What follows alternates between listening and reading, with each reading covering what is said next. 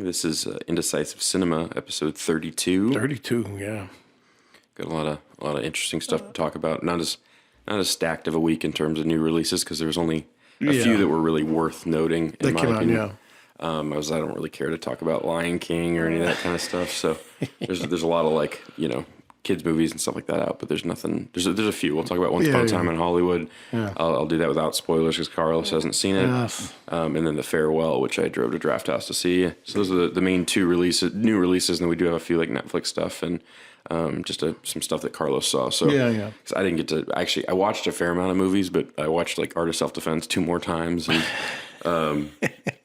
so I haven't seen like a ton of new stuff in theaters at least, or even on Netflix. So. And then we have some trailers and some TV stuff to talk about. So we've got enough to talk about, but it'll probably be a little shorter than usual. I always say that, and then we go 2 hours. We'll see. If I sound a little weary-eyed, it's because I got back at 2:30 this morning. From what? From Bernie, Texas. I shot a wedding that was supposed to be in Austin, and Bernie, Texas is not in Austin. It's about an hour past San Antonio. So it's like a 4 or 5 hour ride. Yeah, 4.5 almost from here at least. It's about 3.5 from Houston, maybe 4. How was it? The wedding? Oh, the wedding was great. I mean, they were a great couple, and I was just contracting for a friend of mine, and I was told it was in Austin, and then like Friday night, he was like, "Yo, here's the address." And I was like, "This is nowhere near Austin. It's San Antonio, if anything." So how's Bernie, Texas? I mean, there's nothing there. It's hill country, middle of nowhere. It's beautiful, but there's just nothing. It's probably 30 minutes north of San Antonio, so it's like right there. I don't know. I just hate being in small towns sometimes, even like beautiful ones like that. It's just like I could never live there. Like there's a weird anxiety that comes with like being out in the middle of nowhere. For me, because I'm just like, there's no movie theaters. I was gonna say you watch too many movies. But I know. I gotta live. Like, and I would love to have like a house out in the middle of nowhere like that. But, I agree with that. I would hate like I just don't. I'm not from Texas, so like the whole country lifestyle. It's the same thing. I'm from New York, and I think what I love the most about Texas is that there are some very beautiful locales. You know, the country life looks like you can put a little house somewhere and you just watch the cows move and the clouds go by. But yeah, I agree with that. Being from New York, I agree. But. Yeah, good wedding, but I was and it was like shorter coverage than I expected. So I drove out there for like 6 hours of coverage, which is, can't complain, I suppose, because I spent 9 hours in the car yesterday. So I'm glad that the coverage wasn't too long, but it sucked though. Because I get paid by the hour. Okay, so, yeah. But, it is what it is. Anyway, what have you been up to? I know you went on a trip. Yeah, we went to Disney World in Florida, and bottom line, we had a great time, and I loved it. But I grew up different. I mean, I know you grew up north too in Chicago. I mean, I grew up where cars weren't really something that we drove around, and we took the train, we took the bus. I was always on the move. I went to Disney 6 times before I became an adult, and I don't remember. What happened to me? My kids are just they've grown up here. They grew up in Texas. They get driven everywhere. They don't like to stand. They're always sitting here playing video games, watching movies and TV. It was just like they couldn't do it. They couldn't stand up. They couldn't wait on the line for an hour and a half. They couldn't do that. Interesting. Even when we found rides, they were like 30-minute wait. My oldest was like, "Oh, I don't want to wait 30 minutes for a ride." I'm like, "What are we here for?" Yeah. And then like walking. Disney's a big place. Sure. And, walking around with them is like I'm thinking. Oh, I'm going to get so tired. I hope I don't ruin the trip. And they were the first ones, like, after an hour or two, they're like, "Oh, I can't walk no more. We need to sit down." I'm like, they're kids. But other than that, we did have a great time, driving. We drove. Kids are boring these days. Tell me about it. I mean, anyway, but we drove. And I think that was the part of the story that you said go to Bernie. I mean, I hate driving. But it was cool to go cross country. Well, a little bit. We went from Texas to Louisiana, and then we went to Mississippi and then Alabama and then Florida. And I know that something's like only 4 states, but Florida took 7 hours to get all the way down. To get down, and it was like at one point, Rhonda had slept most of the time going back because she did the driving going because she drives at night normally, and I don't. I have night blindness. So she drove there. So I really didn't do much driving except for the last couple of hours into when we got to Disney. But she slept the bulk of the way, and driving cross country was amazing. It was like kind of cool, know. And then with the kids, and you see the different things. And The speed traps were amazing. It was like luckily people in front of me who were flying like hit their brakes, so we knew to do it. And here's one thing, around the. You remember Jurassic Park 2 when they're running from whatever, and then you see, which is Spielberg's homage to Jaws. You see just like the weeds moving and the velociraptors are running through. Yeah, we're driving, and at one point, luckily we were like coming down a hill. And we saw a cop car hiding in weeds, and we luckily saw the top of their car, so I slowed down. But that's how crazy it is. But it was just beautiful. I finally stopped driving. I started freaking out because we were in Florida for so long, and I started thinking I was doing the wrong thing and driving somewhere else. But luckily, we got out of Florida, and then she took over when we got to I think it was Mississippi or Louisiana.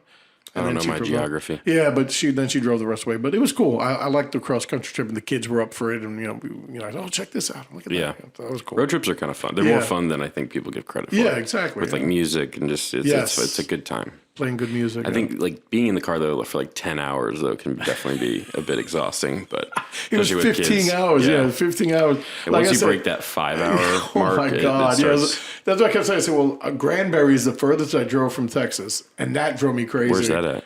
Granbury, it's in Trump Central, so you got to keep going up.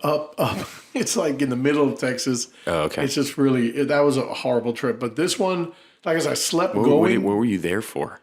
My wife's mom, or my mother-in-law, I should say, she wanted my stepson to meet her grandparents or his great-grandparents. Oh my God! I'll tell you that story one day. I'll tell you that story one day. But yeah. The closest thing to Christ is Trump out there. So, I mean, that was a scary thought. But anyway, yeah, that's Granbury. But it was fun driving back because it was during the day and we got to see things. And so I did enjoy the trip back. So that was cool. That's good, though. And you've been working hard? Yeah, I've been working a lot. We've had some crazy... I went to Austin. Well, I went to Bernie and Austin this week. So Austin for a corporate shoot. We like rented a studio there and did some talking head type, frequently asked questions, senior care type videos, which went really well. And we're going to be editing that this week. So, I'm used to shooting on the weekends. I'll shoot like 2 weddings a weekend, but I normally don't do much during the week other than maybe some editing. Yeah. And this week I had that shoot and then had an edit that I had to get done, which turned out great, by the way. We've got a new video that we did that I'm just super proud of. It's like one of our best videos we've ever done from a wedding perspective, at least. But yeah, so I was just like, and you guys are good. I mean, like I said, every time the little things you put up on Facebook or Instagram, they're really well done. And then, like I said, I know Jeremy says nobody listens, but if you do, check it out. Both on Facebook and on Instagram and Uptime Films. And I love watching them. Even the small little clips, they're really well done. So. Well, we do try. It is what I do for a living. So, and we care about what we do. But yeah, so I was just like, it's like, shot 2 weddings last weekend. The past 2 weekends I've shot 2 in a row. And then I drove to Austin on Tuesday to hang out with some friends for like a few hours. And then I got a hotel there, stayed the night, was in Austin most of the day Wednesday, drove back Wednesday. And then had to edit Thursday and Friday all day. Yeah. It was just and then shot another wedding in fucking Bernie today, or yesterday. So at least you had pleasure as well as business. Yeah, it was. I mean, these are all I enjoy traveling for video. It's an enjoyable thing. Obviously, it sucks when you have to do it in one day. I prefer to do it like I did Austin, where you drive up, you get a hotel. But when you have to make both trips on top of shooting a wedding or a normal shoot, that's not fun at all. Definitely.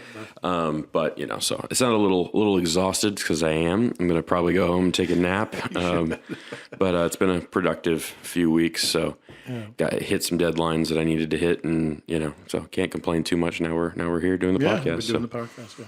Today's my day off. And I'll throw some real quick because I was on Facebook before Jeremy came, and because of the tragedy in that happened. So both of them happened. Kevin Smith put up a post and he said, just for life to create something today. And I wrote back and I said, well, we're going to create an excellent podcast today, and we dedicate it to everybody in El Paso. So we're creating. Yeah, it was in El Paso. Yeah, so we're creating this podcast, and it's in honor of the El Paso shootings. The tragedy.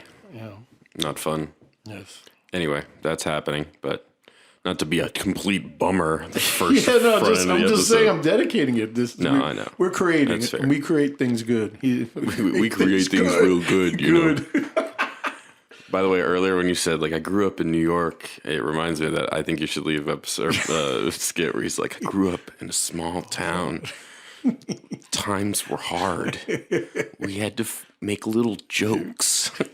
Anyway, we'll talk about I think you should leave later because did you finish that? Yes, I did. Nice, I did it all in one night. Yeah. It's all of It's all of like 2 hours long. Yeah, it's like 2.5 hours. Anyway, so we had a few trailers. Let's get to that. The first one was the Jay and Silent Bob trailer, which I know you're a huge. Well, we're both huge Kevin Smith fans in general. Well, at least early Kevin Smith. I'm not a little hot and cold with him lately. But in the mid aughts. After like Red State, like Tusk, and some of that kind of stuff. I mean, I enjoy Tusk. Red State, I didn't like. What else he did? But we still have like with Chasing Amy. We have like Clerks. We have Mallrats. We have Jay and Silent Bob. That's not my favorite, but I do love those characters. Those movies are very silly. But yeah, Clerks is one of my favorite comedies of all time. I love that film. Yeah, one of the greatest films. Independent films too. I think Kevin Smith represents the people who are the young filmmakers. Who this is this guy who maxed out his credit card on the last day, had a meeting with the Weinsteins, and they bought everything, and his life turned happily ever after. But yeah, Kevin Smith, great writer. I mean, it's funny because when I bought his autobiography way back when.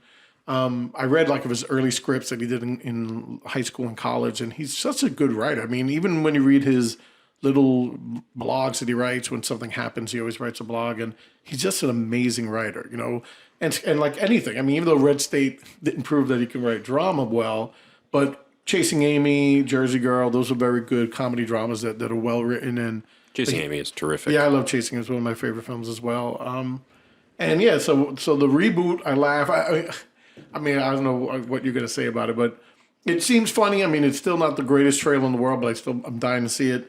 What throws me off is Jay Muse's crackhead or meth teeth. Drive me crazy. Every time I see it, I feel like even though he has teeth in his mouth, he doesn't. And I don't know if that's because it's computer generated or because he didn't have his right teeth in, or I don't know. But I mean, I love it. And again, it reminds us of Jay Muse's, struggle and journey. I remember him crashing the New York City Comic Con.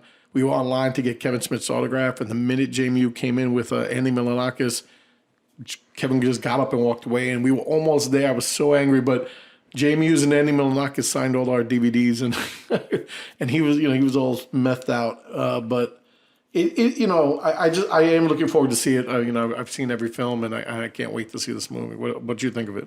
Well, I mean, like I said earlier, I mean, I love these characters, and it's good. It's good to have them back. They're definitely like beloved, classic characters in the comedy world. And so, but I just and obviously, I don't want to judge too much based on a trailer because with any comedy, I do think it's very hard to sell, like, unless the premise is just really solid, which this doesn't look like. The story is the reason you're going to see this, obviously. So it's like, most comedies, are even like a movie that I think is brilliant, like Booksmart, has a really awful trailer that just doesn't, it makes it look like a kind of raunchy, or like, I don't know if you saw the Good Boys trailer. I'm dying to see. Well, the trailer, it could be fantastic, but like that's another example of like a movie that it's hard to know what the tone of the humor is in a trailer because you lose the timing. It just doesn't. And so it's hard to judge based on that, but it does look fun, and I will go see it because I do love that, regardless of what how well that movie does. But yeah, that's kind of. I was a little like, God, I don't know that this looks very funny to me, but I do love that we have these characters back. Yeah.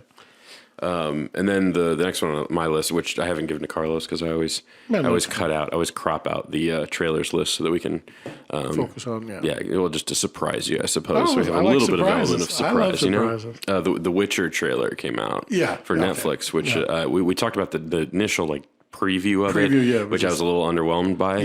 But then the teaser looks phenomenal. I have no concerns in regards to at least the production quality and which was something I mentioned. I was just like, I don't know that I like the casting. It seems like it's like a B cast.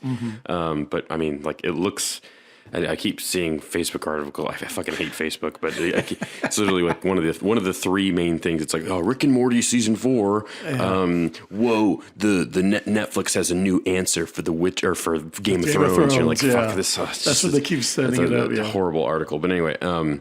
Yeah, I mean, it looks phenomenal. So I'm very excited. Yeah, and again, I think I mentioned a little bit of this because I know I was never into The Witcher. I mean, I watch Mojo all the time, and every time they mention video games of all time, Witcher is always on there.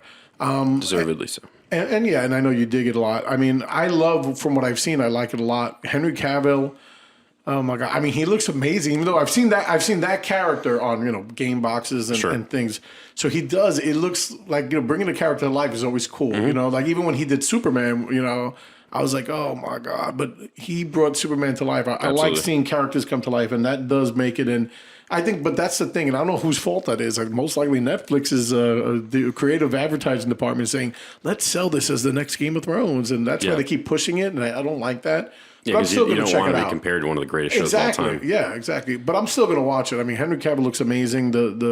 The scenes look really good. The acting, well, for what they show. Yeah, but the costumes, the period piece, how they did. They put a lot of money. They put a lot of money into it. Same thing with, we'll talk about The Boys just briefly later because we neither of us have finished it yet. Yeah. But that's the same way where it's like you told me about it, but with superhero shows, they tend to, even though there's been some that have been done well, like Daredevil or The Punisher was done really well too.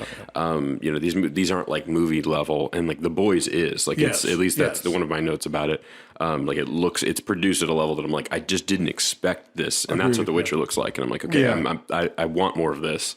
More expensive production, less. I mean, it just depends on the project, obviously, but it's nice to see stuff that's being produced at a really high level. And I'm glad on the TV world. That's not from the majors like networks. Agreed. That's more where I was going. And I'm happy because the production value on The Boys looks amazing. You know what I mean? It's like they did put a lot of money into this. And again, I tell everybody. I mean, we'll talk more about it later, but tell everybody to buy the book because the comic book is amazing. And again, I mean, comparing it to the book and the movie, so far everything looks almost like 100%. So, but yeah.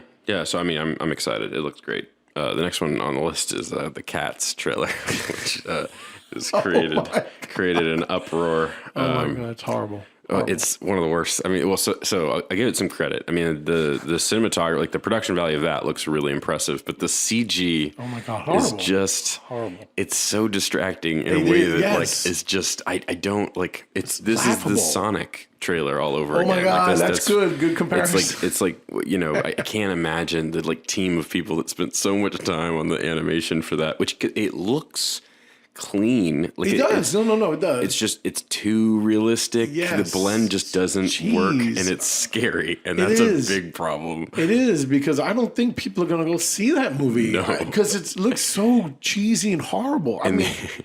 They spent a lot of money on it, which is so, because they released this and they were like, look what and it looks, there's like things about it that you're like, wow, that looks really impressive. Yes, and then they show the actual faces and you're like, oh, it's just like horrifying. It don't make sense why they did that. It's like in my head, I'm like, maybe because, on Broadway, people just dress as cats. I mean, why didn't they do that? And I'm starting to think maybe the actors were like, yeah, no, I'm not going to do that. But I don't think it's the worst idea. I just think the execution of it, there's just something off about it. They can probably fix that, would be my guess. And I hope that they do. Because it reminds me of Alita, which is like this weird, almost hyper realistic. It's like just fake enough to be. Yeah, I know you hated odd. that. I hated that film for a lot of other reasons. And I'm saying, the only she wasn't the only character. She doesn't look creepy or anything like the Cats trailer. But I like it was like the Cats. They're creepy.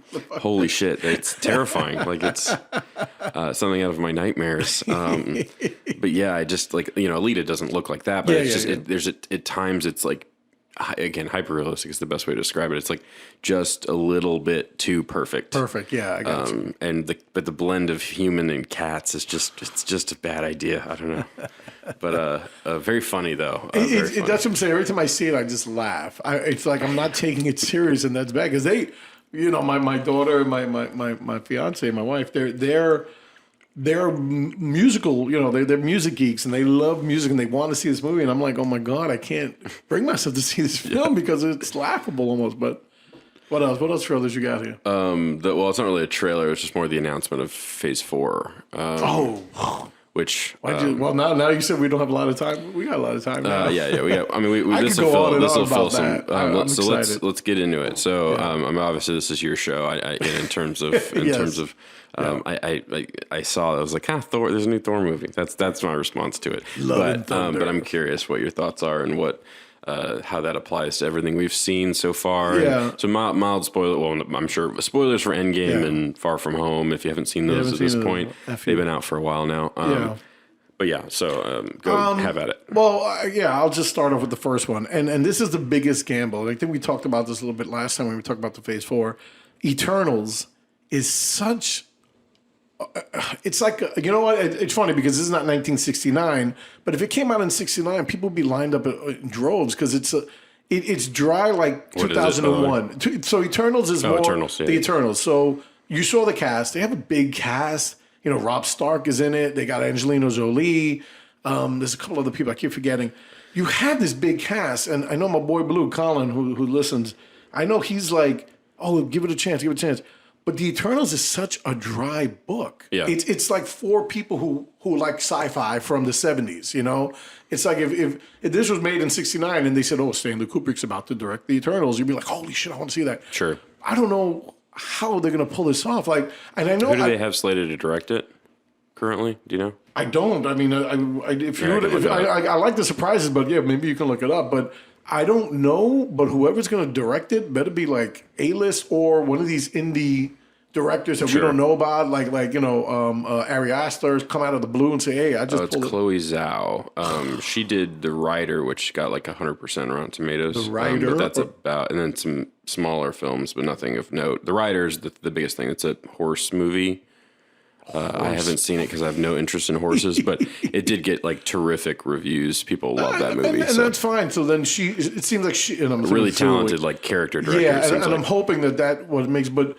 Eternals is like, it's funny because I'm thinking back, like Boy Blue was like, oh, you said this about this. And you said, I did say it about Guardians of the Galaxy because I didn't think it would. I mean, that's a hard thing to make work. But that was amazing. And even till now. So out of that, like once you get that out of the gate, I'm hoping that Zoe pulls this off because that's like I would say put that in the middle. I don't know why they just said, here's the Eternals. Yeah.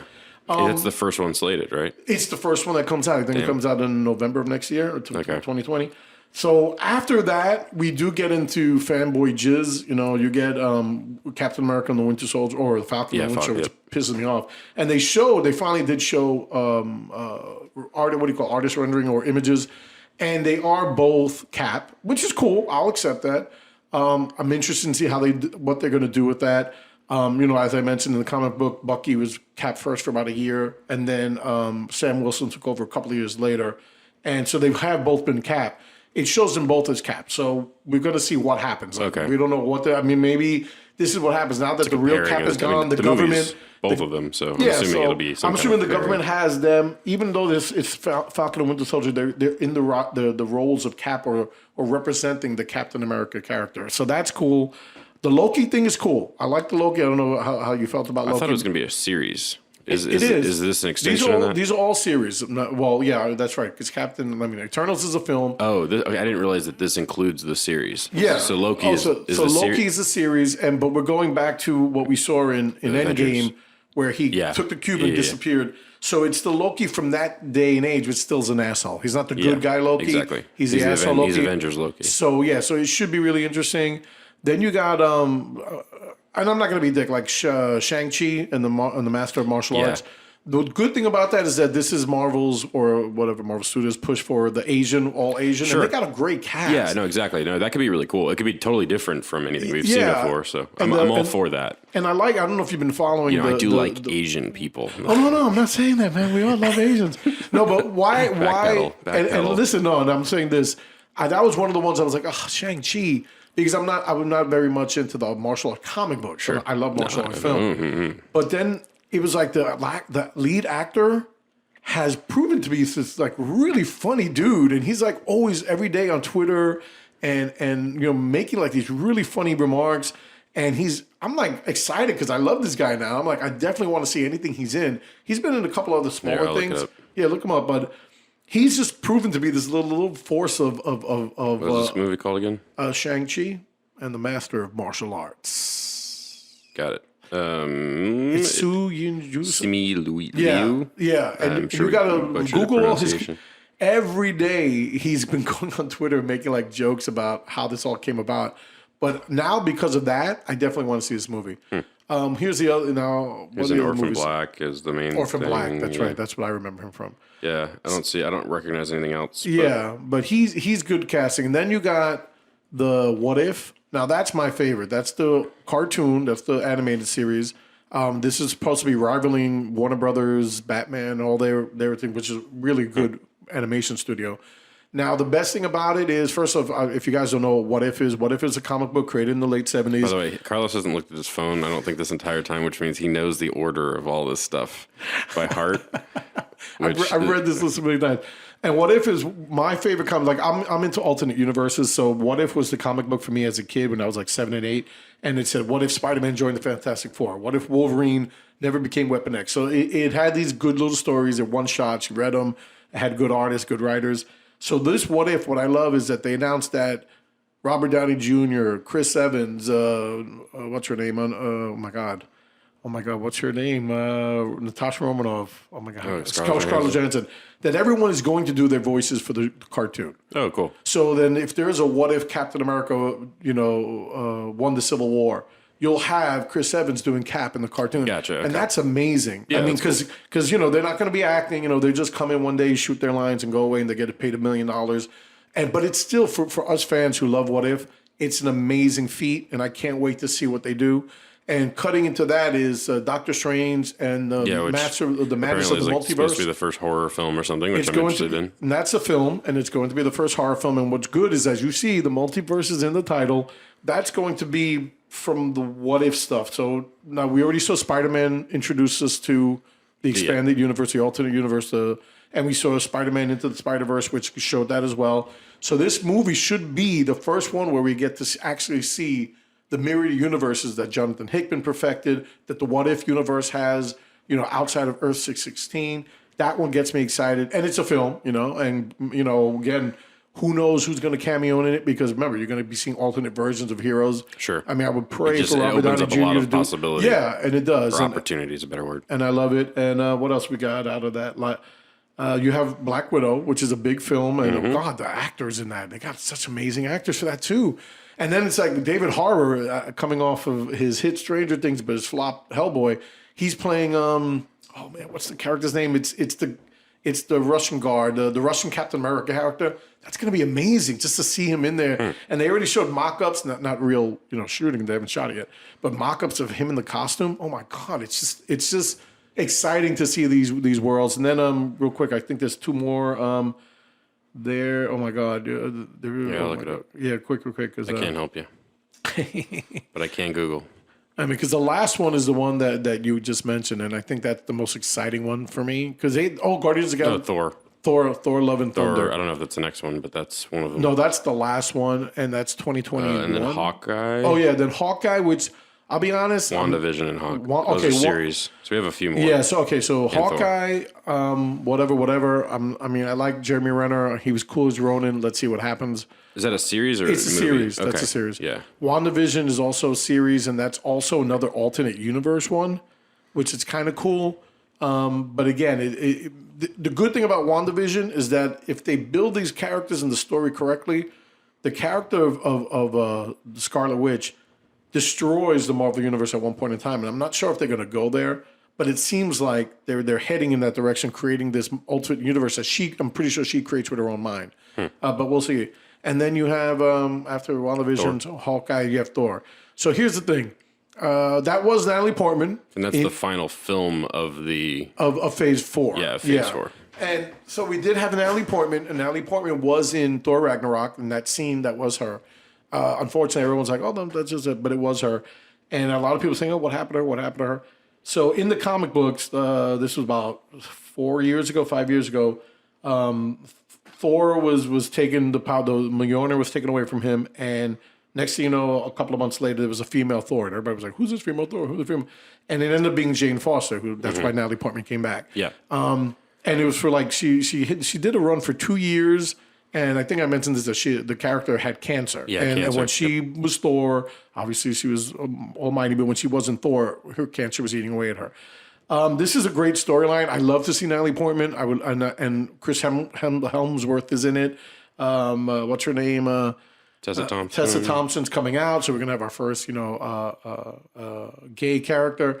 It looks really good. It looks fun and absolutely love the font and the title. Yes, I just love. It looks like the thing heavy that metal caught my thing, attention like the most. love It's and great. thunder. It looks like something straight out of this late 60s. And Tahiti Wakiti is coming back, so that's going to be Taika. Okay, Taika I said Tahiti or something. Taika Waititi. I forgot. Regardless, he's an amazing director. He's a funny actor too. Oh, he's terrific. And I can't wait to see this movie. That one got me excited too. Thor Ragnarok's what got me back into the MCU. Marvel, because that was an amazing film. Funny, drama, action. So just a blast of fresh air. So yes, that slate is, and then they just announced that the Secret Invasion is also going to be underlining in the Spider-Man movie or one of the smaller films.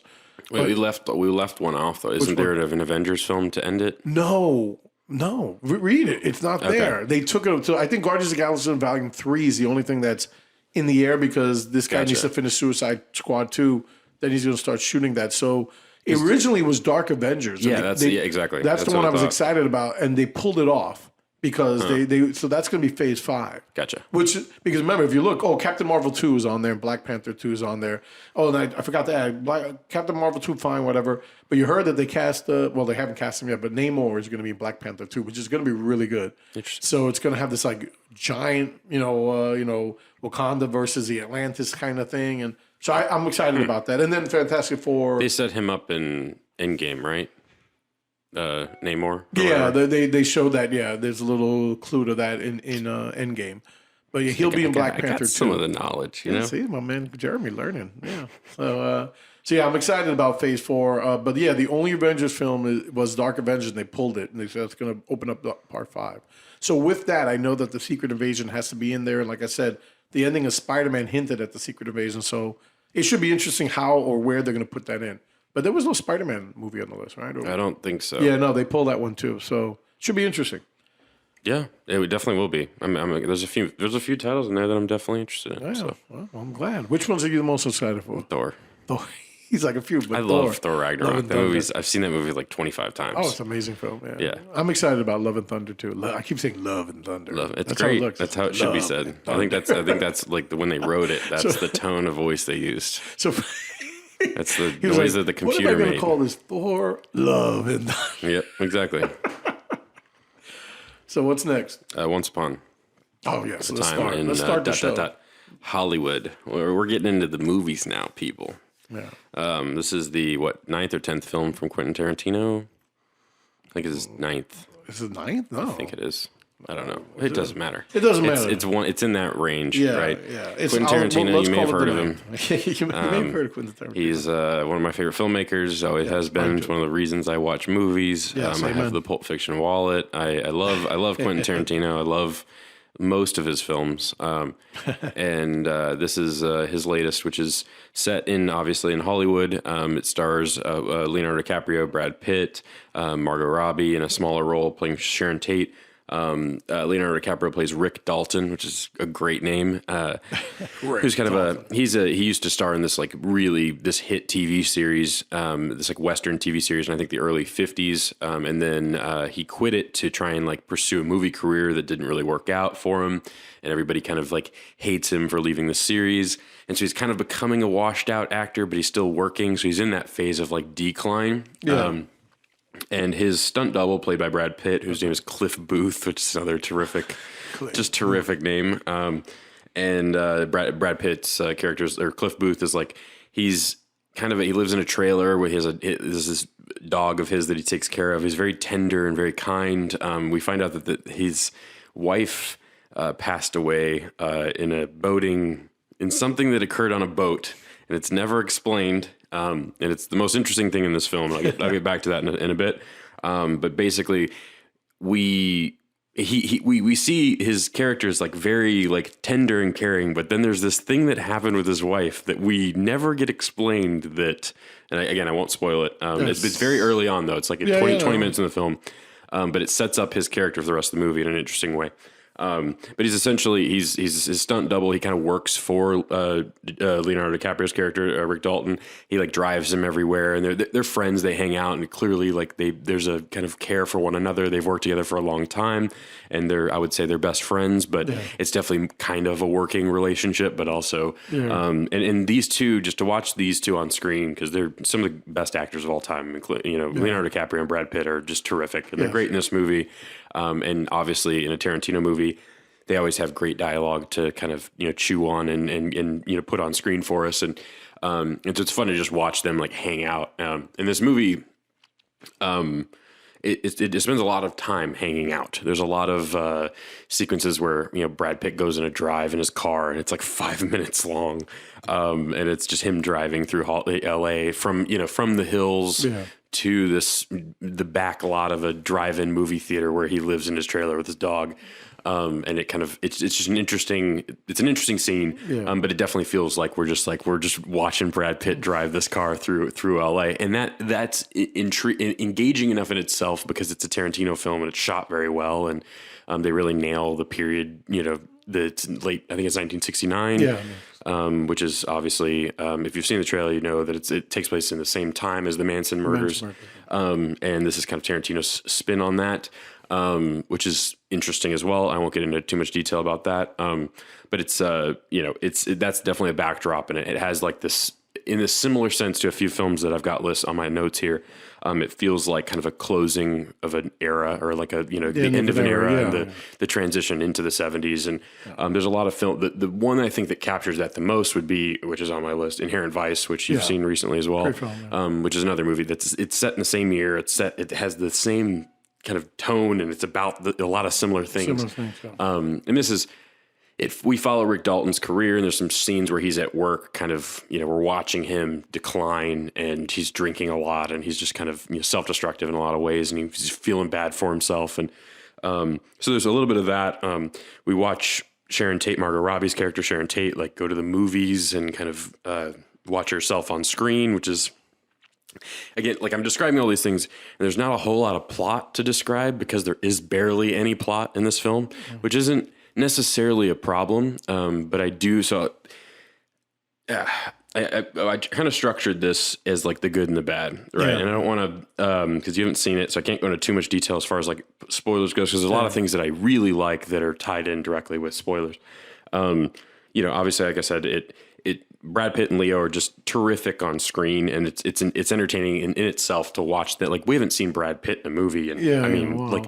He's been War Machine or whatever on Netflix or whatever it was called, but he hasn't, like, I haven't seen him in the theaters, and it's been years. Couple of years. And he's one of my favorite actors. I mean, I love, and just his presence on screen. That dude barely aged too. Like, he's just so cool. I can't, like, it's like that. I think you should leave there. It's like, it's just so cool.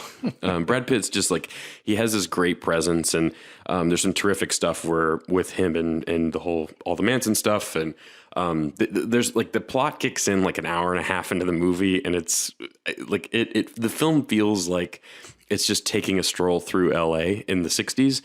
And that's both the strength of it and a problem, in my opinion, because I feel like it's pretty indulgent at times in that, like, it's because we've seen this movie before in terms of like, it's a movie about Tarantino's love for Hollywood and all those things, and just in, directing and the filmmaking and all that stuff, which is something that he's had in all of his films. But I feel like it doesn't have enough of a structure. Like scenes feel like they either go on too long often, or they're not going anywhere. And oftentimes they don't go anywhere. There's this tangent in the third act, which I can't describe the plot of, but it just feels like it goes in just a strange direction that didn't need to go in terms of story. I think I know what you're talking about, because somebody, it's not really spoilers. It's just like because basically in the opening scene, Al Pacino says that he has if he wanted to, he could go star in a bunch of spaghetti westerns in Italy, and there's a point in the film where he goes to do that. Which is, again, there's really not a plot to this film other than the Manson stuff, and all that stuff is very, very effective and really good. But then there's, again, like Margot Robbie going to the movies. It's like, it's entertaining to watch Sharon Tate, the character Sharon Tate, go to the movies to see herself in the film. Like, that's a unique concept, and it's but like those scenes, they don't add anything to the story of the film. And there's even scenes where like Sharon Tate goes to like the Playboy Mansion, and they're introducing this character they have the guy from Homeland, Damien something. Lewis, who's great. He plays Steve McQueen in the movie. No way. For this scene. I don't care. Which is funny. It's fun, right? But he's he's talking to some random stranger about Sharon Tate and like Roman Polanski and the people that Roman Polanski's character? I think so. Briefly though, you just see him. There's no lines of dialogue. I don't think. Right. But it's mostly his brother, I think, who's played by Emil Hirsch. I think. There's a lot of people in this, so sorry if I get some of that stuff confused. But he just like sits there and explains the backstory of these two characters while they're at the Playboy Mansion, which is a unique way to do it. But it just feels like the scene. So you're saying that Steve McQueen, so Steve McQueen is almost narrating the film at that point, which there's also strange narration later in the film from he's in Hateful Eight. Kurt Russell? Kurt Russell, yes. Oh, Jesus Christ, sorry. Kurt Russell. I'm tired. Come on, give me a break. And again, there's a lot of people in this movie. I wrote down most of the cast, but that's one that I left out. And I do that because when you're talking about this stuff for as long as we do, there's we talk about a lot of names. So anyway, but Kurt, there's a strange narration. Is Kurt Russell playing Stuntman Mike from Death Proof or no? I don't think so. He plays a director in it. He's directing a movie. He's in like two scenes, and then he narrates the third act for some reason. There's like random. It feels like Tarantino is referencing something, and like I guess if you get the reference, you might go, "Oh, that's a reference to this." Yeah. But it doesn't service the plot in any way necessarily. I mean, the narration, I guess, is explaining the plot, but it feels like it's a joke that doesn't add anything to the actual, because even if you don't get the reference, if it fits into the story, it doesn't really matter. Yeah, it doesn't matter. And it's just like there's stuff in this that feels like Tarantino imitating Tarantino almost. Like he's like leaning into the bit. Like he's like okay, let's talk about feet for a bit. So Tarantino's known for loves to film women's feet in his movies. And that's but usually there's like one shot, maybe two in his films. There's like 6 or 7 different scenes where we get like long takes where the feet are like prominent in frame, and you're just like, dude, like it's like I get that it's a bit, at this point he's like leaning into it, but it's like dude, like just I don't know, it feels like Tarantino is like, people talk about Tarantino and they talk about like his style, like the trunk shot and some of the things that Tarantino's always done stylistically, and it feels like he's like doing those things to 150% because he's just like, I just don't understand it. Like, and I describe that, and I don't have more specific examples, but the whole film seems like Tarantino imitating Tarantino in a way that's I just didn't enjoy, and a lot of it's because this movie's like 2 hours. It's at least 2.5 hours. It's almost 2:45 probably. And there's not like. Tarantino's films have never been like very story driven. Like Pulp Fiction's like not a particularly. I mean, the story is important, but it's mostly just you hanging out with these characters. And there's again obviously scenes that are just like, there's a scene where Leonardo DiCaprio and Brad Pitt are sitting on the couch watching an episode of FBI with Leonardo DiCaprio in it, or with Rick Dalton in the show, and they're just like commenting on it. He's like, "Oh, that guy's a dick," And it's like, and it's really entertaining in that regard. And it's just kind of like the movie's like almost driven by nostalgia. But like, there's other movies like that, especially when it comes to LA. There's other movies that I feel like have done that same thing, but also had an engaging plot, and like just like scenes don't feel like they don't go anywhere. They feel, there's oftentimes scenes that feel very derivative in Once Upon a Time in Hollywood. And it's like, I get what we're going for. Like, I get that you love LA, and I get that there's again, great stuff in it, like the cinematography and just the technical side of things and the performances and even the writing, but the script, the story itself isn't there. And it's frustrating at times because there's stuff that you're just like, what this is a 2 hour and 45 minute movie. So it's like, I think I want to say Django was the first film of his where I when we walked out of the theater, I was like, that was phenomenal. Like I just had so much fun. It's just really fresh and entertaining. But there, like all the stuff with Tarantino at the end, where he's like the Australian. There's like just this complete tangent that needs to be cut out of the film. Because it doesn't need to be there. It's okay for that kind of thing to be in like a director's cut, but just that script was also 2.5 hours long, and it also feels pretty bloated by the end. I feel like it's like almost tiring, but still fun. Like, and the argument could be made that like the stuff that I say should be cut is still entertaining and interesting, true, but it's like the film would be better without it. And there's a lot of stuff in Once Upon a Time in Hollywood that feels that way. Like there's, I don't know, like we watched La La Land recently, which I love that film. And I know that they're very different movies. La La Land's a musical and it's, you know, sorry, but it's still an ode to Hollywood and stars musicals, and just the whole, and musicals obviously, but that's part of the Hollywood, you know, it's called La La Land, obviously. It's definitely about LA. You know, but I feel like that movie still has like an engaging plot that like every scene, like it just is so much tighter than this film in terms of like, even like Under the Silver Lake is a movie that I think has a much tighter, even though that's still kind of a rambling stoner comedy that often, you know, goes on tangents that are just for nothing. At least like when you're watching it, the scenes feel structured and they feel like they're going somewhere. Like there's a scene with Rick Dalton where and it's a great scene, but it's like, it's when he's shooting a scene on his Western that he's working on. I think it's a series that he's working on, and he's the bad guy. He's the heavy. And he's giving this just terrific performance. And like this, it shows you like the entire scene, and it's like almost 10 minutes long. The scene's like very long, and it's great performances, and it just captures that era and the filmmaking of it. And then I think he fucks up a line or something. And like that's the whole 10-minute setup was just for that. And it works, but it's like it didn't feel like we needed 10 whole minutes on the front end to get to that point. And so it's just like Joe List, one of my favorite comedians. I listen to his Tuesdays with Stories podcast. He tweeted something. I'm paraphrasing because I wrote this when I got here in the car on the way here. But he said, quote, "Once upon a time in Hollywood, a talented filmmaker forgot to edit his own film."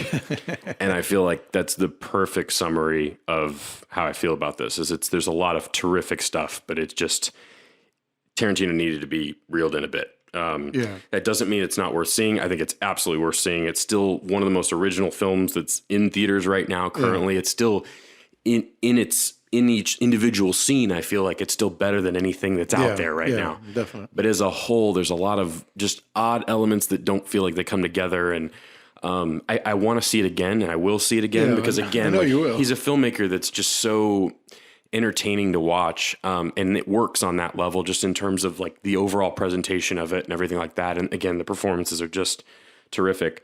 But I feel like, I wrote down 5 movies that I think that portray Hollywood and accomplish what he's trying to do in a more effective way. And that's Under the Silver Lake, Inherent Vice, La La Land, Mulholland Drive, and Maps to the Stars.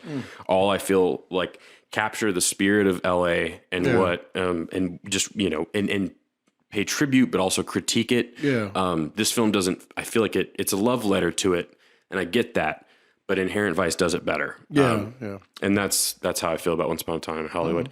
It's still solid. Go see it. Again, go support. I want more films like this to be made. But I'm losing a little bit of patience with Tarantino at this point. There's weird jump cuts in it too. There's just some that feels like a joke, but you're like, what the fuck? Like everybody that I was watching it with went, what the fuck was that? Like it's a scene where he's talking to Timothy Oliphant, and there's just a random. It's just so strange, and I don't understand why it was done. I'm sure it's a joke, but it's like it just didn't. I don't know. There's a lot of things that don't work for me, but there's still a lot of great stuff there. So. That's it. That's my rant about Once Upon a Time. It's still, again, really solid. See it. I mean, Tarantino film. It's by no means a bad film. I think it just needs to be edited down 20 minutes. So yeah, that's it. The next one on our list, though, with the other new release that we mentioned earlier, is The Farewell, which is definitely a downer of a movie. It's directed and written by Lulu Wang, and it's about it's a true story about an experience that happened to her, in which she found out through her family that her grandmother, who lives in China, is dying, and she has like 3 months to live or something like that. And the entire family is going to China to see her one last time, but they decide amongst themselves that they're not going to tell her that she's dying because they knew about it because they got the test results, but she didn't know about it. And the grandmother didn't know, right? And this is a true story. And the family, in order to give them a reason for why all of them are coming together to China, throws a fake wedding for this couple. I think it's like the cousin of the family who's dating this girl who's been dating her for like literally weeks or a month or something. Yeah. And they pretend as though those two are getting married in order to make sure that the grandma has no idea. And this is I think it's a debut feature from Lulu Wang. I'm not sure if she's directed anything else. I forgot to look that up. And it stars, the character's name is Billy, played by Awkwafina, who is in Crazy Rich Asians. I love her in that. I'm sure she's been in other things, but that's what I know her from. And the grandmother, who's just terrific in this movie. I don't know that she's actually if she works she doesn't even have like an IMDb photo. Her name, Nene is the name of the grandmother, but Shush Zhao is her name. I don't know if I pronounced that correctly or not, but she's just adorable, but like she's so sweet and tender and also kind of cynical and mean at times, but like she's just so realistic, and she captures, I don't know, like I have an affinity for old people. I'll get into it in a little bit, but I just think she's terrific in this. And there's a lot of amazing performances by Zima. I don't know if that's how you pronounce it. He was in Arrival and Veep. He plays the father of Billy. And he's one of the main people that decides, at least in the film, not to tell the grandmother. And so there's obviously some initial tension just in regards to how difficult that would be for somebody to know somebody's dying but not be able to communicate with them and not really be able to say goodbye. In the film, I feel like, so I didn't organize my thoughts on this because I just have been too busy to organize like the order I wanted to talk about this, but I've been writing a script for a long time. I've written probably 30 pages of it. My grandmother passed away in 2013. I drove up to Chicago. She's from Chicago. She's probably like my second mother. I used to live with her. I would at least I'd get dropped off and stay for 3 days all the time. And she's one of my favorite people in the world. And when she passed away, going back to Chicago for that funeral was a very unique experience. And I've always wanted to do a film about that. Yeah. But I feel like the farewell has said everything that I've wanted to say about that moment in so many ways, right? So it's the kind of quiet cinema where it feels like you're just like hanging out with people in a similar way to Once Upon a Time in Hollywood. And that's some of the best stuff in the movie is just them having dinner and just chatting. And it's somber and quiet and sad, but it's still funny and entertaining in the way that like grief is awkward and funny and entertaining. Like grief is uncomfortable, especially in public. There's a lot of characters here that are grieving and they're trying to say goodbye, but they can't. And there's a tension that's there because of that. And it's very awkward and very funny. And this movie captures that perfectly, I feel like. But it also, the character, obviously I said that she, I think, would live for 3 months or something like that.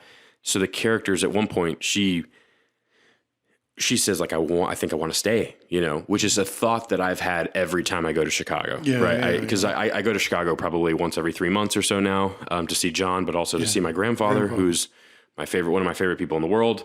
And every time I'm there, and he's getting older now and he needs a little bit more help than usual. He's still very independent. He's like 81, I think, but he looks like he's like 65. But he's starting to get to that point where if any kind of illness or something like that would happen, like he would probably need a little bit of help. And every time I'm there, I think like, what if I just left everything and just came up and lived with him? And this film, so she hits that point where she feels like I want to stay, and her family is like, that's just not what you should do. Because it's not the right thing to do. And I think it's her stepmom, I believe, or her mother, that basically like phrases it somewhere along the lines of like, do you think that she wants to sit around and look at that face for the next 3 months? And the kind of like pouty face that the Billy character has been giving. Because she's just sad about this whole thing. Yeah, I got you. And it's like, do you think that's fair to her? And that's just, I just think that's a terrific piece of storytelling and character drama that it's captured perfectly. Because I feel like not only does it capture that sense of like, I want to, again, like the feeling that I just described with my grandfather, just the being in that house and being like, what if I never see him again? You know, I don't want to leave because that could never happen. Yeah, I got you. And I'm not saying that this is like an overwhelming thought every time I go, but it's something that crosses my mind. And I feel like this film captures that perfectly. Let me see. So there's, again, like it captures that anxiety of leaving that I just have never seen on screen before. Like it's one of those things where I was just like, holy shit, like that's what I've been trying to say in this script that I wrote that was 2013. So it's been 6 years since that. Yeah. But it also, there's just some, the visual style is very unique. It's shot so like the film is very quiet and very, quiet is the best word to describe it. But even the visual style is very still and almost photographic. Like it's, characters don't move a lot. It's shot using a lot of negative space. So you have like a character in the bottom third of the frame, and then you have a lot of like overhead space, which invokes a feeling of loneliness, but also awkwardness, at times too. It's it's photographed in a way that where characters are very centered in the frame. And so there's a lot of emptiness around them. And it's even for a quiet, independent family drama, it's still very uniquely photographed in a way that still feels very artistic. Like, because you have a lot of like indie comedies or indie like dramedies that aren't very stylish. They might look okay, but they look like they like 50-50. Yeah. For instance, it's like that like template. I love that film, but it's visually there's not a whole lot going on. And this movie has a really unique sense of like, or use of slow motion at times. There's I think the grandmother lives above like a hotel or restaurant or of some sort. There's like the father and his brother, the uncle of Billy, will go downstairs in the evenings and like smoke and talk. And there's these terrific sequences or just scenes where they're like smoking in this, like, it's like illuminated by like the neon lights outside on the storefront. And it's just beautiful to look at times. So like there's a terrific sense of visual style that also it's shot with such purpose, and it helps kind of establish this kind of sadness that these characters are feeling. Let me see. It reminds me almost of like portraiture at times, like the way that it's photographed. And there's even like sequences where the whole family is walking down the streets of China. I think it's China. I believe it. I think that's right. And it's filmed in slow motion, and all the characters are like laid out in almost a family portrait visual, like almost like what you do at a wedding. Yeah. And that's really unique.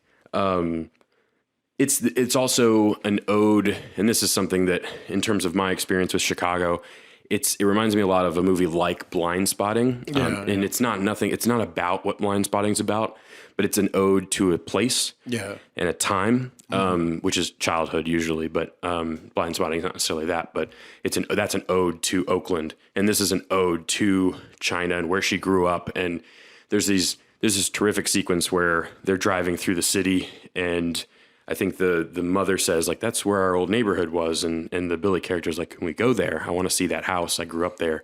And she says, oh no, it's gone now. And there's just an outstanding sequence where she, I feel like this is a movie you can spoil, because I feel like it's a movie that, but and so if somebody considers this spoilers, I apologize, but I don't think I think the movie has so much going on that none of that matters.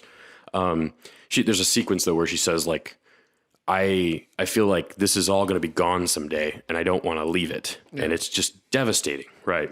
And again, I'm from Chicago. I've cherished that place my entire life. It's a place that I approach with a childlike, fantastical perspective. And, this movie captures that just brilliantly. And I don't know, the uncle's terrific. There's a great sequence at the wedding where they have like karaoke and they kind of hang out with one another. But then there's also this amazing speech that I think it's the uncle that gives. And I don't know what his name was. I wrote that down because, but I couldn't find, because he doesn't have a photo on IMDb either. But he gives this heartbreaking speech at the wedding, and it's like you would give it a toast like at a wedding, but it's like it's just devastating because of the context of why they're there and what they're actually doing, and it's just outstanding. And I think it's the best movie of the year. The Farewell is playing. I think it got released wide.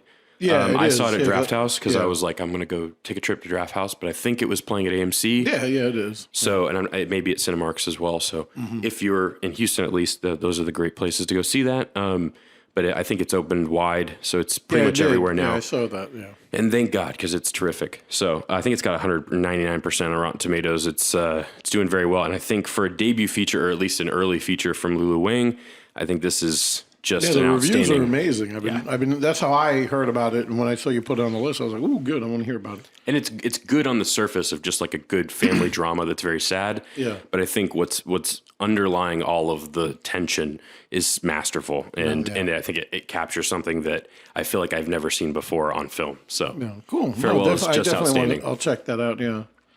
So I don't know if you. We'll go from that to whatever good hair is. Well, that's what I was going to say. You I was like, I don't know, we're going to go from that to this. And I'm like, it's kind of... I don't even know what this is. So Carlos always sends me a list of movies that he's seen, and I always just kind of...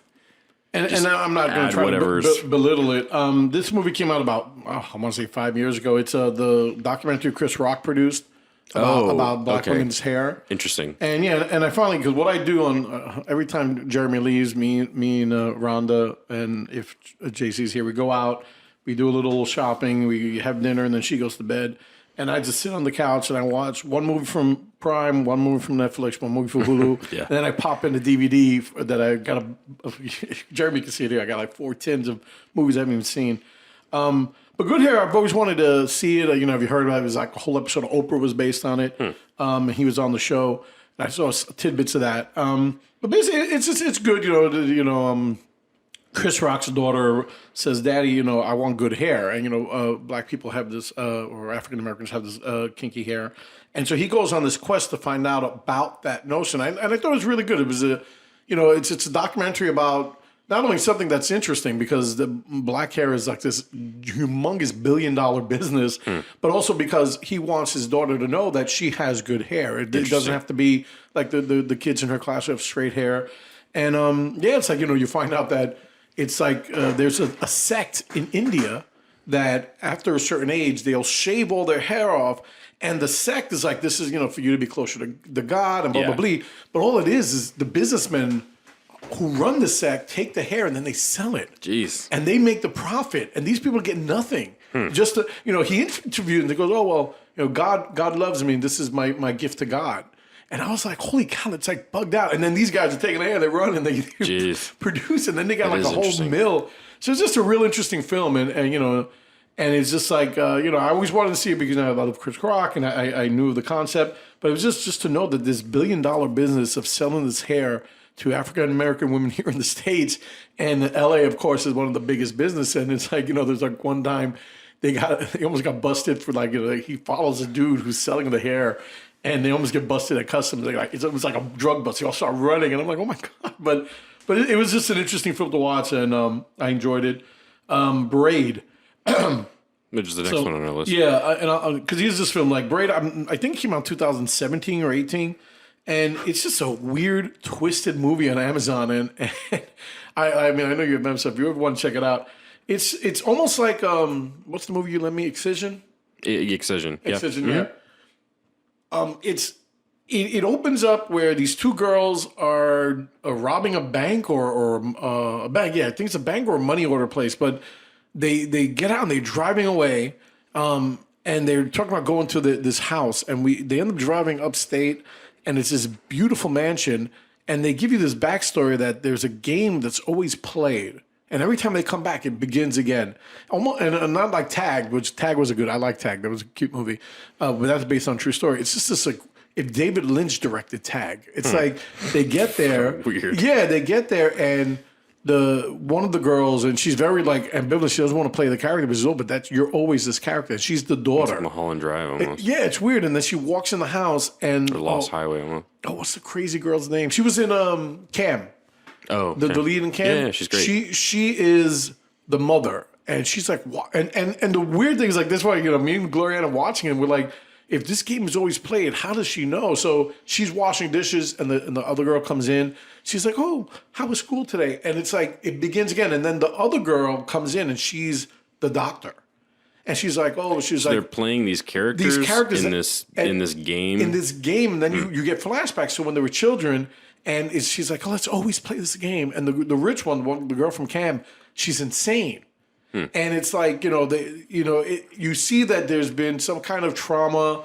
Like the game gets really creepy and weird, and if you don't do what the girl says, she could hurt you, and you know, yeah, that's and, not like and it's like, yeah, and it's like, and then like as the film progresses, like they try to get away, and she stops them, and like, you know, she you know, threatens to hurt them in each one, and then it's like she starts beating one of them. It's just really weird and twisted. And at the end, it's like this giant kind of orgy, and they do get out, and then it cuts to. You see, like, well, now I don't even need to watch it. No. Again, you need to watch it because I'm not going to give you the ending spoiler, but it's just. He was gonna though. Well, he thought about it. Yeah, until he cut me off. But it's just, well, the movie came out 2 years ago. I want to see it. But you got to see it because the visuals are amazing, and it's just this really weird, creepy, unsettling film. I do like those. And yeah, I know you dig on those. And then at the end, it's like just it made me and Gloria discuss it for 20 minutes. It's like already 12:30 at night, and I was like, wait, what the fuck just happened? And then we're discussing it, and it's just this whole notion of a game that continues at any point, at any time. But the girl, the girl from Ken, the rich girl, is always like when they walk in, she's in the mother role, and I'm like, how does she know? I mean, did she see the car pull up? Like they didn't tell her; they're like on the run, and it was just weird. And it's just like, and like I said, it gets sexually twisted. It sounds like a Twilight Zone episode. It's just if you get time, it's an hour and a half, less than that. I think it's an hour and 21 minutes. We watched it, and I don't even know I should have showed it to a 15-year-old girl, but I just didn't know what the fuck happened. I was like, what the hell's going on? So that's Braid. Yeah, that sounds interesting. I'll fly through this one. This was on Hulu, and it's funny because I had it on Hulu. Night of the Living 3D. Night of the Living Dead 3D. You're going to fly through this? I had it on. I'll go Night real of the Living quick. Dead 3D. Yeah, the Night of the Living Dead 3D. Why is this a thing? This is why it's on this list. And it's so I had it on my list when I first got Hulu way back in 2000. I don't know what the hell. And all of a sudden it disappeared. You know, like there's movies I sit there and I don't even bother to watch. But one day it popped back up, and I was like, oh, I forgot I put this in my queue. So I watched it.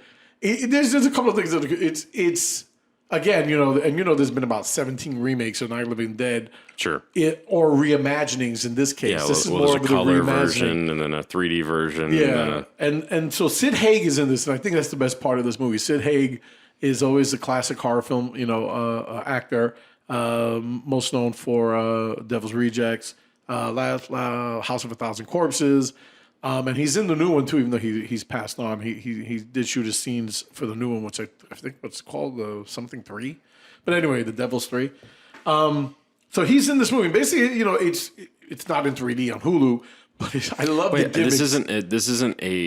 This is a whole new version of Night of the Living Dead? It's a reimagining, yeah. So it starts off with the same thing. They have the TV. Oh, that's interesting. It's cool. Check it out if you get it. For some reason, I thought they just like literally took the original film and like No. it 3D. It starts off, you see the television, an old-fashioned television playing Night of the Living Dead. Okay. And as the camera zooms out, you see that the actual road is in the background.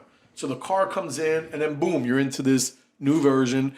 And, you know, Barbara's in it, and Johnny's in it. But it's just really like Johnny's a really asshole. I mean, well, he's always an asshole in every film, but he's like a really, you know, narcissistic asshole. And Barbara's like... And they go to meet their mom at the funeral, and then boom, you know, everything starts. And the 3D gimmicks are fun, you know. They play it up, you know, like especially if someone has something. 80s was when this was made. Well, no, this movie was made in 2013. Oh, wow. Yeah, oh, and geez. It's really cheesy. I just enjoyed watching this cheesy version of Night of the Living Dead with Sid Haig in it. And the zombies, low tech. Like some zombies have makeup and they look like zombies. Then some people, you know, just come out. They look regular. They probably put the smeared blood or dirt. Sounds amazing. Yeah, it's cheesy. And then of course it has a great ending.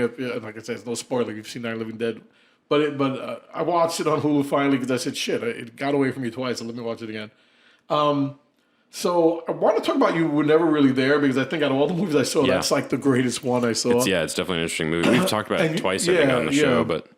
I finally seen it, and it's funny because the comparisons to Taxi Driver are are very 1 much billion there. %. I loved it. For those who don't know, Yeah. I guess we'll talk. I'll just go briefly get into the plot real quick. Yeah, you do it. Because it's worth talking about if you haven't seen it. Joaquin Phoenix plays he's a hitman, I guess, right? Yeah. He just goes and murders people when they need somebody to do that. And a governor's daughter, I think. Yeah, governor's daughter. A governor's daughter disappears. And they assume that she's a part of this child sex ring that's happening. Yeah. And so they send Joaquin Phoenix to extract her from this in a similar fashion to Taxi Driver. Yeah. But he's being hired to do so. And it's a fucking brutal movie. My God. Yeah, that's the roughest It's directed by Lynn Ramsey, who did We Need to Talk About Kevin. Yeah. I don't think it's written by her, though. It's based off somebody else's book. Yeah. But because she's also the one who wrote We Need to Talk About Kevin. Yeah. And it's just scores by Johnny Greenwood, which is my boy, Johnny Greenwood. I love him. And it's just, so anyway, a lot of the violence is like off screen, just off screen in a way. It's shot like it's a very intense film, and it's shot with a lot of close ups and like you see him smack someone in the head, but then you just see the medium shot, and he's going. The person's already on the floor, so you don't see the guy on the floor. But it's brutal. It's like not a good word. Violent, but it's very violent. Very violent. It's hard to describe, and it's a very uncomfortable, like intense experience because of that. Yeah. Because of the way it's photographed and the way that, like, Joaquin Phoenix is like a brute in this too. He put on a bunch of weight and he did, and then his beard of his and which is just unruly. And I liked it a lot. There was a couple of things that I didn't like. I don't know if it's because Prime didn't show it or if the DVD or Blu-ray has more. But the whole, and we talked about Alessandro Nivola when we talked about Face Off. Spoilers at this point. Yeah, I mean, the movie came out Go see it. It's really good. It's on Amazon. So. Yeah, it's on Prime. Alessandro Nivola, who plays Pollux in Face Off, Castor Troy's brother. Yeah, he's in Art of Self-Defense. Yeah, and That's right. He's terrific. He's your favorite in Art of Self-Defense. He's in the film 2 times since we. He's the big bad, if you want to get technical. But he's in the movie for like that one scene, and you don't get. I didn't realize that was him. It's him, and I'm like, that story wasn't fleshed out enough. Like, we understand that they did this so the governor. Well, even though it's a conspiracy. He's not the governor, right? The governor the governor gets thrown off a building, right? Yeah, he gets killed, but he's running against him. Okay. So he is a governor-elect, or he's running for governor. Pollux Troy is running against him. So Pollux Troy did all this to like fuck with this dude and hoping that he wouldn't run, and then when the order comes back, they kill him. But it's like his character is not fleshed out. Like you don't even like when we see him is at the end of the film, and he's in it for like at least 5 minutes. That's the max. No, I'm sorry. Does he even have dialogue? I don't remember. He has 2 lines. What are they? I don't remember. He says something about the girl. Like you thought I wouldn't come back for you. You thought I would let you go, and he says, "Come to me," and then that's it. And then she goes to him. This is at his house. This is at the end of the film at the house when he get And it's just like, I wanted more of that. And like I said, the whole, and I liked it about the conspiracy because, Taxi Driver has, in the end, this kind of, political underlining. And this one is blatant, but you still get a sense, like almost like the parallax view, where it ends, where there's a giant government conspiracy, but we don't find any. Yeah, you don't know what's going on. Which I think is with intentional, though. Yeah, but again, and then it ends with this great surrealistic type ending. Yeah, where you don't know what the fuck happened. Yeah, which I thought was amazing. Yeah, and then afterwards she's like, "All right, let's go." And I'm like, "All right, does he go? Is that part of the dream sequence?" The titles you were never really hear. So I think the point of it is that like people like that just disappear into existence. But I'm sure there's a better description of why that is. And it's excuse me. I do know. I think all the political stuff is very intentionally a backdrop. Yeah, definitely. Because it creates a very uncomfortable sense of like constant tension. I feel like because like it feels like he lives in a violent world. And that shit, like especially all the stuff with his mother. And I was going to get to that because you say that, but then with his mom, even though he detests his situation, he's very loving to her, and he takes care of her. Sure, but he wishes he wasn't there. Yeah, but I mean, I like that because then after and again, spoiler, it feels like he's only alive because she's alive, he's alive. I like that, and then after she gets killed, vengeance. But but yeah, I really really liked it, and it's funny because it's not. It felt so much like a James Toback film or Paul Schrader film, and I'm like, I can't believe this wasn't them. You know what I mean? It's like, And it, like I said, but it's really, really good. And I'm glad I finally seen it. You know, it's fucking awesome. And that score by Johnny Greenwood. Yeah, and I know you like that score.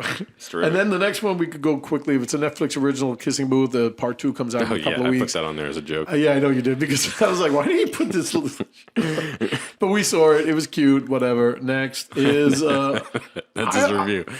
Kissing Booth. No, I don't talk any more about it. We're moving I Love on. Dogs. I love dogs. What do you think of that movie? I love dogs. I know you love dogs, but did you like I Love Dogs? Wes Anderson's. Yeah, I know. What do you think of Wes Anderson's version? I love it. I own it. It's a very good film. It's if you like dogs, like I do. I mean, Keep I like dogs. You like dogs. Dogs. I've got a doggo that I enjoy. That sounds sexual in a way that's weird, but no, I Love Dogs is Wes Anderson's latest, and it's set in Japan, correct? Yeah.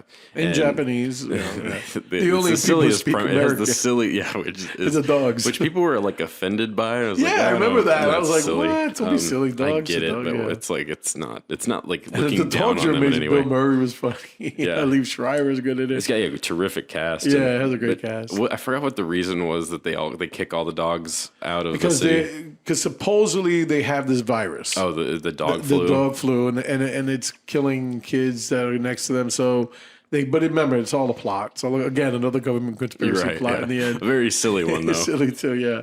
But Bill Murray. I love their voices. Everyone's voice is amazing. they make me laugh. Jeff Goldblum's my favorite. Man, have you heard about the guy? Yeah, I heard about this guy. I just love. Yeah, it's and then there's like the weird romance with Scarlett. Is it Scarlett Johansson? Scarlett Johansson, yeah. And there's it's a fun little adventure film with. I mean, it reminds me of Fantastic Mr. Fox, not just because of the visual, but it does in kind of tone, and it's very silly and fun, and lighthearted. But I watched it with the kids. The kids loved it. Yeah, the kids loved it, and trust me, I try to get them to watch Moonshine Kingdom, and they hated that. Moonrise Kingdom. I love that film. It's a great film, one of my favorites. And then they watched this, and I was like, "Oh, you know who directed this?" And they're like, "No, who?" And I said, "The guy who did it, Moonrise Kingdom." And they're like, "What?" But it's like, I understand why I said, because that movie's. What's weird about Moonrise Kingdom? It's actually that movie. The more I watch it, the sadder it becomes. Yes, agreed. And I feel like that's something that like a kid wouldn't feel moved by or understand. Like the Bill Murray and Tilda Swinton relationship in that is the most depressing thing. That reminds me, we watched Burn After Reading recently. Another film that gets sadder every time I watch it. It's a terrific movie. I forgot to put that on my list of things I watched. But I Love Dogs is great though. I love that film. And then the last one before we move on to our revisits and TV, Prevenge. Yep.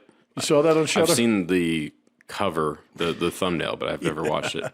It's not a bad little movie. Its premise is there's a woman who, she's having a child from her husband. He dies, unfortunately, in an accident, and her child is telling her, or controlling her to kill the people involved. And it's a straight up, it's dark comedy. The woman who wrote and directed is a star. And, it's got a very, sarcastic. She's very sarcastic, so she's very funny. The murders are actually kind of cheesy.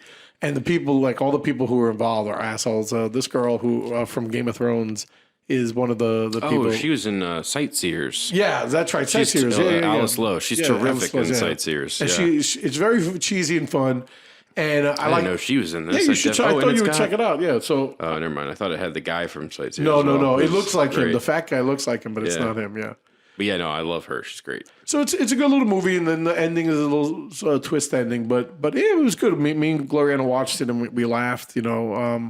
The baby's voice, I think, is hers, Alice Lowe's. But she also wrote Sightseers as well. Yeah, that's right. She co-wrote it, right? Mm-hmm. With Zahn, I think is his name. Steve Zahn? I don't know. So if you have Shudder, check out Prevenge. It's a cute little, horror film, check it out. Steve Oram. But yeah. Also go see Sightseers or watch Sightseers. Yeah, Jeremy got me into Sightseers. I like Ben Wheatley, and I like Sightseers. It was good. But what's next? So you're going to revisit. Well, I had already I just wanted at some point to mention that I've seen Art of Self-Defense 2 more times, and it gets even better every time. It's going to be on my list this year. I love that movie. And then you want to go to David Chappelle's Equanimity. Which is, again, these aren't, the revisit section is more just like, hey, I saw this, and it's good again, in case you don't remember. Dave Chappelle's Equanimity is fucking amazing. It's such a great hour of comedy. Yes, it is. And it's one of 4 on Netflix right now, where that he did, I think, and he opens it where he's like, I'm going to do, this is my final Netflix special, and I'm going to get the fuck out of here. He's like, I'm going to make America wait again. Just such a great line. Yeah, he is a goddamn master. I've never like watched his stand up until those 4 Netflix specials, and he is just. So you never watched the Chappelle show? I watched a little bit of Chappelle show, but it was I think that show was on. I was in like early high school or like middle school maybe when that started. You were too young for that. I grew up in not a conservative family, but definitely a more protective family in regards to the content that I consumed. Dave Chappelle is not something I was allowed to watch, but now that I watch that with my parents. So, but yeah, God, he's just terrific. He is. Anyway, if you haven't watched that in a while, it's worth a revisit. Watch Chappelle and the Chappelle show. It's great. Anyway, moving on to TV. So you finished Fleabag season 1? Because I finished season 1 of Fleabag, which I watched the first like 3 episodes of this show like 14 times because I showed everyone because the pilot is so good.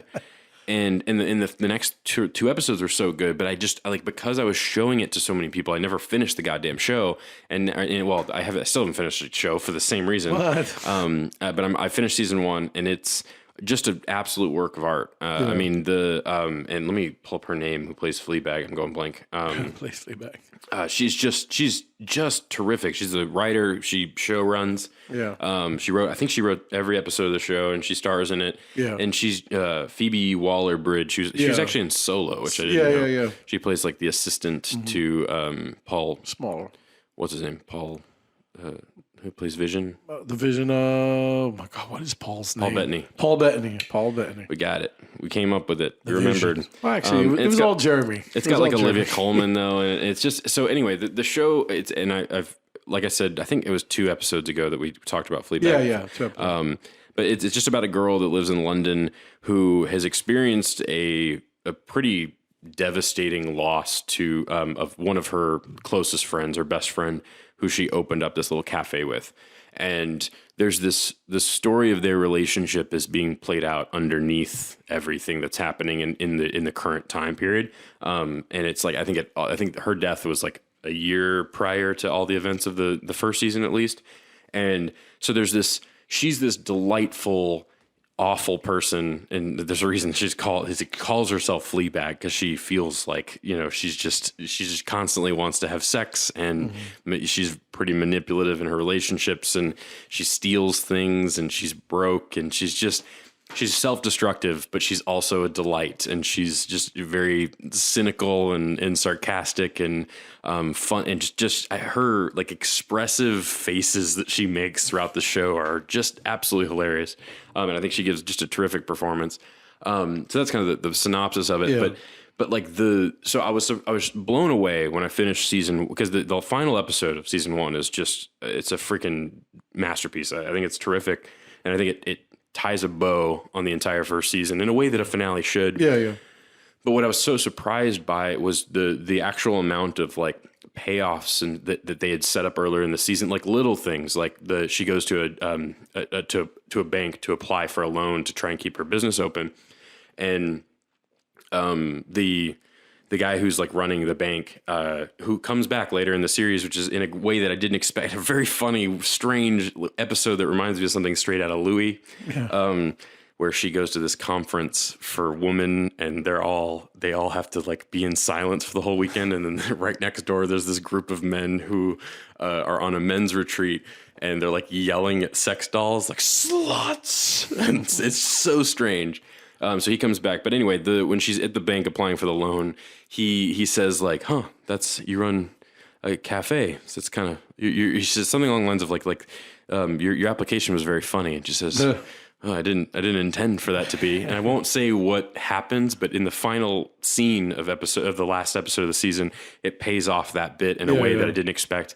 And it also has just a terrific amount of heart, and what we find out happened with her friend is devastating, and it informs all of the decisions of the season for our main character. And I think I was just impressed by how tight of a story the show tells over 6 episodes, and how subtle it is in like weaving that underlying story into everything. And and it gets kind of meta at times.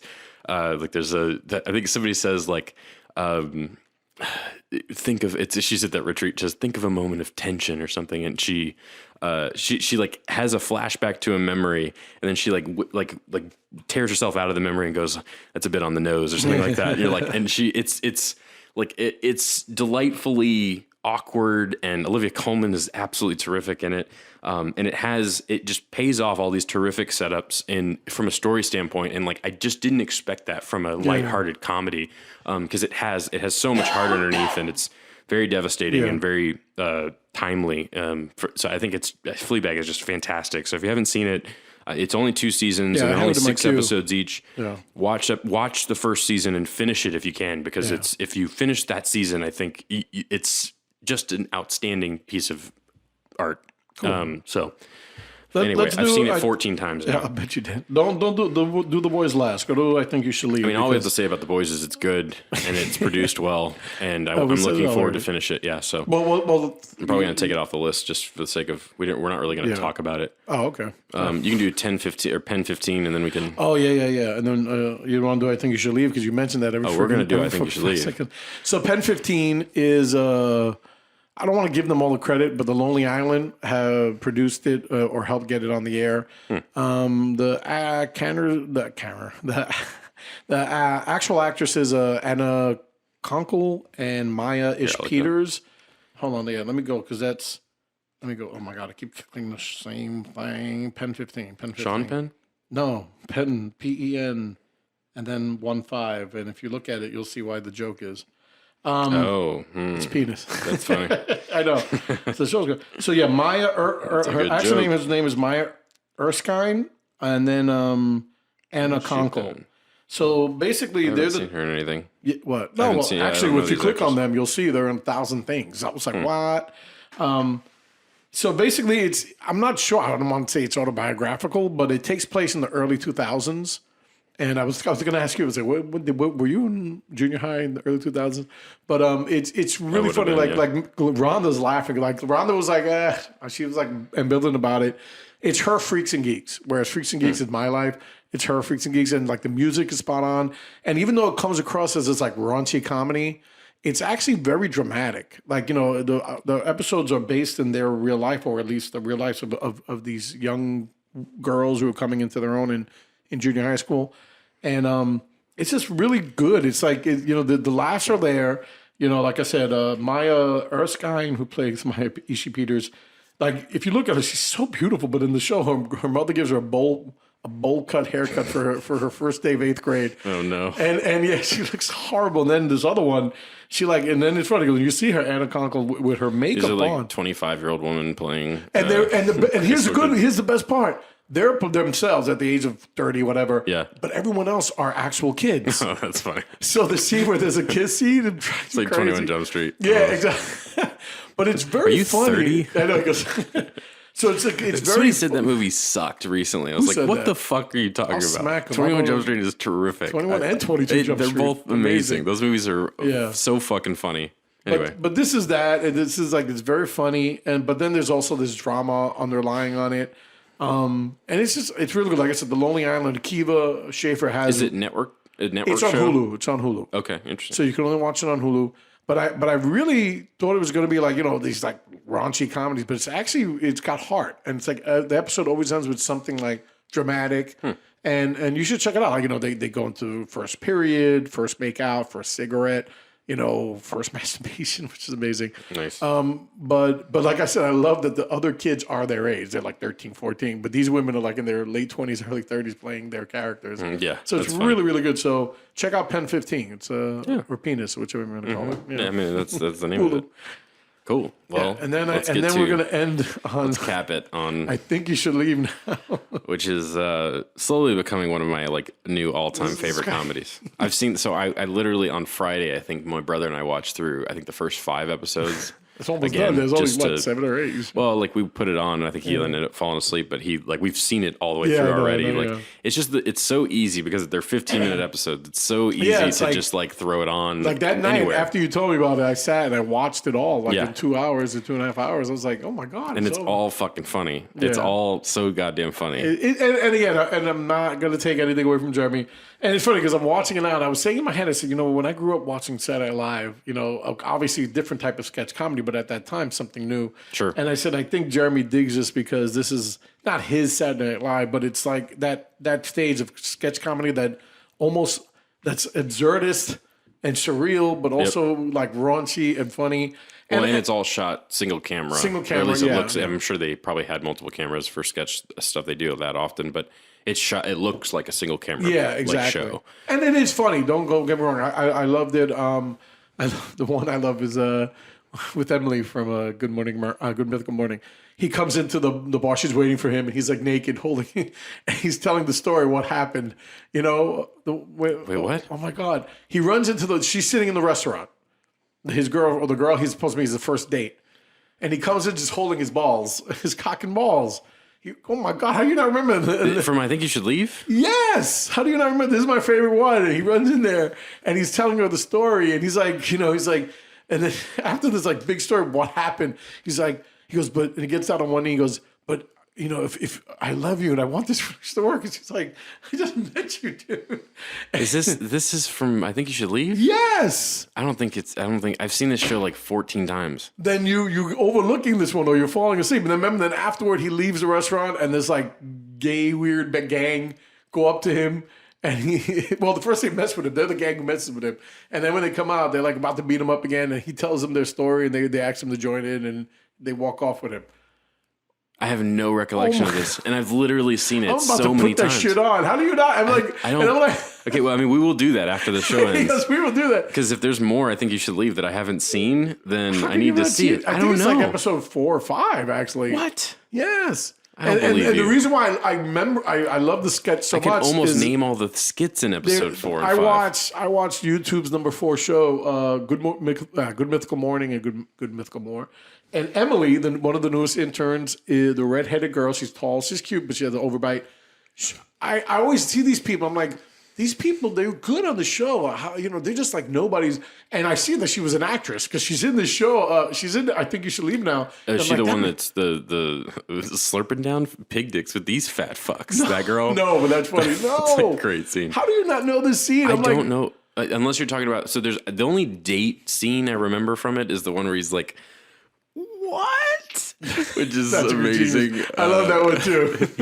She's eating all the chips with the meat on them. I'm not getting enough meat. He's like, did he tell you that? He's like, yes.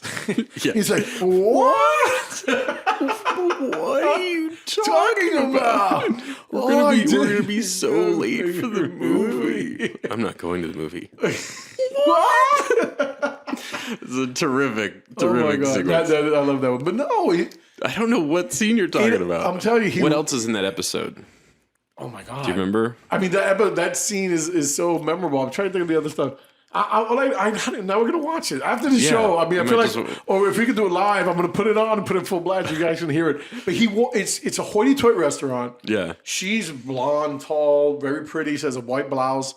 And then he comes in, bursting in, holding his cock and balls, and he's all busted up. And he's like, oh my God, this is what happened. I'm so sorry that I'm late, but you have to forgive me. And then he tells his whole story. And then he's like, and then everyone's like looking at him like, and then he gets down on one knee and he's like, but it's because we love you. She's like, I have no recollection. Oh my God. Yeah. Anyway. I wonder if maybe like the way I'm watching this, because I'm watching it so like with people all the time, maybe if I'm skipping an episode because of the way that like Netflix plays what you're watching next or something. I don't know. Google the episode now. Hold on. We'll watch that afterwards. Yeah, I'll definitely show you the scene. So what do you think? Give me like your top 3 or 5 favorite sketches. The what scene is good. The one I'm telling you, but you said you've never seen. The commercial one is funny too. The spine specialist. Yeah. I can finally beat up my ex-wife's new boyfriend Larry. I know, right? And then it cuts to, you know, that shot that they did. This is my favorite bit in that whole. Well, it's one of my favorite bits in that whole sketch. But it's in those types of commercials. They always do these weird, like, dolly shots of people just smiling at the camera. And so he's like, I can finally beat up my ex-wife's new boyfriend Larry, and then it cuts to him and he's just like smiling. It's so strange. And then the next one is like, I can lift my son over my head again. He's like, I can lift my son over my head again. Come here, you little fuck. He's been rude to me his whole life. It's so, and then the best one though is like, I can get my money back from Rocky Red Records or whatever. He runs in. That's a good one. Connor O'Malley and they're singing, and they break character the whole time. He's like, I listened to the new track and it sucks. It's like the viral video one is funny, where they're like, oh, let's watch this viral video. He goes, what are you? And then he goes home and makes this viral video. Oh fuck. It's voiced over. It's dubbed Bozo the Clown. Yeah, that's right. It has one view and it was uploaded at 6 a.m. this morning. I love the first part of that sketch though, where he like cries because he doesn't have a video to show them. I do love the you use too small a slice. Off the pilot, which is like, I swear I didn't use too small of a slice. I swear to fucking God. And let my wife eat the fucking receipt. Let me see if they break down sketches. I love the TC Tuggers one. TC Tuggers is where they open it with like it's like CW this show. Episode, yeah, exactly. The CW show is like sponsored by TC Tuggers, and it's like, and then they're like, so what did you hear about what happened with Danny? And it's like the two of them at the lockers in the middle school, and every time they cut to the guy, they like increase the saturation like 5%, so he gets more orange as the scene goes on, which is hilarious. And then they get interrupted by Tim Robinson. He's like, you don't wear TC Tuggers as a joke. It's nothing like the Snuggie. It's, you don't wear it as a joke. You don't wear it ironically. It's just that she asks him, like, what, does it come in extra styles? He like finishes half of a water bottle. They don't. Yeah, no, they don't. And they like zoom in on her face and play like the music they play in CW shows before they cut the commercial. It's just amazing. Like, the Garfield house is really great. Yeah, that was funny. That's like the last, and that's another person from YouTube. Don from she's it's a really cool party house, Yeah, it's like. But what you didn't say is it came fully furnished. I just love my favorite thing about that is it's the pairing of two really specific bits. It's an intervention in a silly place, and then somebody was like, "Let's do it in a Garfield house," and it's a commitment to such a silly bit. And like my brother and I just were fucking dying laughing when that scene happened. And then the hot dog one where he crashes the car. Crashes the car. Like, he goes, I don't know who it was. Yeah. He goes, he could have been there. Yeah. Will Forte to the crying baby. Dude, Will Forte. Yeah. He's it's like not if you go through their trash. It's like, you went through my trash? Yeah. How do you think I got this? A rat bit me. It's just so fucking funny, man. I'm trying to see if I see the actress, and then I can know which episode it is. Let me see. Her name is Emily. But yeah, it's like that. I don't know how you know. So yeah, this breakdown's every actor. So let me go to the other episode. I love the magician one. Yeah. It's like, why the fuck didn't you stand up for yourself, you fucking coward? It's like, he's like, what are you talking about? It's like, then finally he does. She's like, that fat piece of shit insulted your intelligence and you did nothing. I'm going to find this episode for you. I'm glad you had fun while we all had to watch an adult man jerk off a little boy dick. Fuck. Until nothing comes out because you're a boy. It's like, we'll stay together, but I will not respect you. Yeah. That whole scene is so fucking funny. I make 10 times as much as you. Yeah. All right, so I'll put them on and fast forward them just to see the scene that he says he's never seen. I just don't. I don't know. What about? I love. Has this ever happened to you? the fake lawyer commercial. It happened to me. It's like right when they first get there, they go right to the restroom, start taking big mud pies, taking turns making big mud pies. You're not part of the turbo team. Until you're part of the turbo team, walk slowly. It's just so fucking strange. Oh man, I don't know. I think You Should Leave is just it's a national treasure. I'm so glad it exists. It's a national treasure. Mm-hmm. Are you still looking for this thing? I'm looking for the episode so we can walk it. We're not going to sit Don't worry about it. We can watch it in 5 minutes once we're done with the show. All right. So let's end this show so I can watch this video with this dude. So that was us. We will meet back in. I have the girls 2 weekends in a row, so I guess that'll be August. Hold on, August. I have them for the weekend of the 10th. So the 20. I guess you want to do it on Sunday again, or it's either the 23rd Friday or the 25th Sunday. Oh man, that's far. Yeah, bro. That's fine. I got girls 2 weekends, but at least it'll give me time to see Once Upon a Time in Hollywood already. I can do the 25th. 25th is 33. Yeah, hold on. Where am I? All right, so Sunday morning again. Sounds good to me. All right. Check out some of those shows. I Think You Should Leave Now is Jeremy's favorite show. I think. Mm-hmm. Yeah, I've seen it. I've seen it far too many times. And it's great. So we'll catch you next time, guys. Thanks a lot for listening to episode number 32. We'll catch you all on the next one. I'm Carlos Hernandez. I'm Jeremy Knight. And you guys take care. Bye.